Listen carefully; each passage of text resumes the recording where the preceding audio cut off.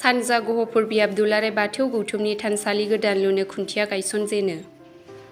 गहपुर हालामनि सिङाव थानाय बरबरि गामियाव सानजा गहपुर बियाब दुलाराय बाथौ गौथुमनि थानसालि गायसनजेनो।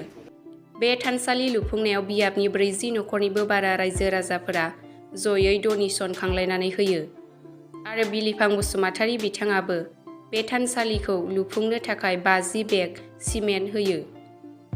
बेजों लोगोसे सानजा गहपुर बियाब दुलाराय बाथौ गौथुमनि मावख'खौबो बेखेवनानै होयो मानगोनां कृष्ण बसुमतारी। गिबियावनो नोंथांमोननि बे बड'सा चेनेल आरो इउनिटेड चेनेलनि गेजेरजों नोंथांमोनखौ साबायखर बावहरनाय थाबाय आङो। दिनैनि बे हाबाफारियानो जादों जोंनि सानजा गहपुर दुलाराय बाथौ गौथुमनि नैबे जोंनि दैमालु एरियानि नैबे गुवार फोथाराव जोंनि सानजा गहपुर बाथौआरि धोरोमनियाव मोनसे सिबिसालि दं। बे सिबिसालियाव जोंनि बाथौआरिफोरा सिबिथाय अरायसम सिबिनो थाखाय जों बेवहाय दिनै गोदान खुन्था गायदों। जोंनि बर'नि गुदि धोरोम बाथौ बोराइ बाथौनि नेरसोनखौ जों अरायसम सिबिलांबाय थागोन होननानै जों बेवहाय गाहाय खुन्था गायदों। बेयाव जों लुफुंनो लादों। दिनैनि हाबाफारिया बे मन्दिर थानसालि लुफुंनायाव सोरनिफ्रायबो सहायफोर मोनदोंमोन नामा? जोङो बे सिबिसालि लुनायावहाय दा बुंनो थाङोबा जोङो राजनितिक फालनिफ्राय जोङो जेबो सहाय मोनथ'नाय जायाखै। जोंनि बाथौ सिबियारिफोरानो गासैबो जेसेबांखिनि न'खर दं गासैबो जा हायो बयबो अनसुंथाइ होलायनानै जोंनि बे सिबिसालिखौ दिनै लुफुंनो थाखाय जों आग बारायदों। आरो बे सिबिसालि लुफुंनायाव जोंनो दिनै मैखोमै जोंनो अनसुंथाइ होदों जोंनो सनाजुलि गामिनि बिलिफां नार्जारी फंबाया जोंनो हाजासे जोंनो सिमेन्ट दान होदों।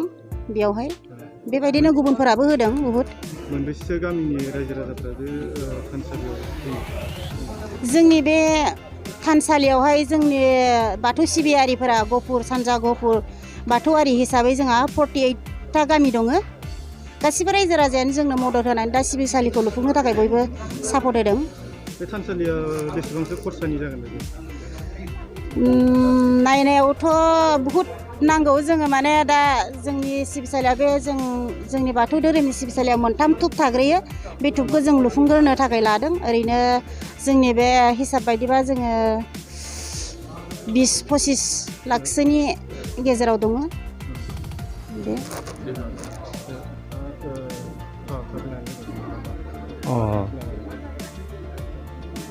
आंनो लाइजाम मोनसे हरदोंमोन